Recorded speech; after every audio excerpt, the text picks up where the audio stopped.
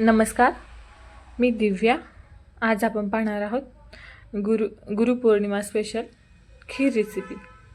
त्यासाठी इथे मी एक 4 ते 5 चमचे आंबेमोहर तांदूळ भिजत घातलेला होता।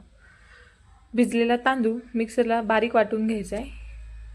पाणी ओतून थोडंसं उकळलेलं दूध त्याच्यात ते टाकून द्यायचे। तांदळाच्या व दुधाच्या गाठी होऊ नये म्हणून चांगलं ढवळून घ्यायचे। एक 2-3 मिनिटं ढवळत राहायचे,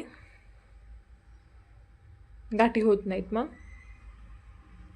त्याच्यानंतर एक तडका पॅन मध्ये शेवया थोड्या भाजून घ्यायच्या। आधी शेवया भाजून झाल्यानंतर 2 चमचे तूप ओतलेलं आहे मी। काजू, बदाम व चारुळे हे परतवून घ्यायचं आहे तुपात। लाल चांगलं परतवून घ्यायचं आहे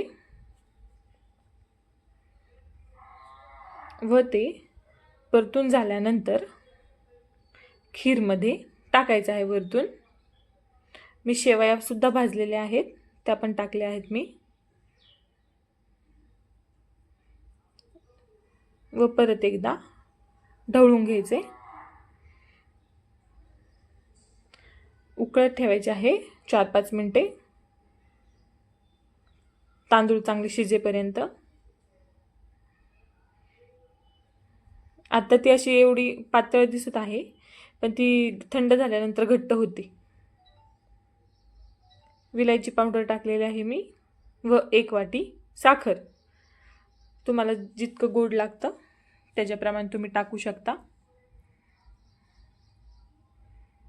ढवळून घ्यायचं आहे चांगलं व बारीक गॅसवर शिजत ठेवायचं आहे। तांदूळ शिजेपर्यंत थोडे आटून घ्यायचे आहे। अशा प्रकारे सोप्या पद्धतीची खीर तयार आहे। व्हिडिओ आवडला असल्यास आपल्या चॅनलला लाईक, शेअर आणि सबस्क्राईब जरूर करा। धन्यवाद।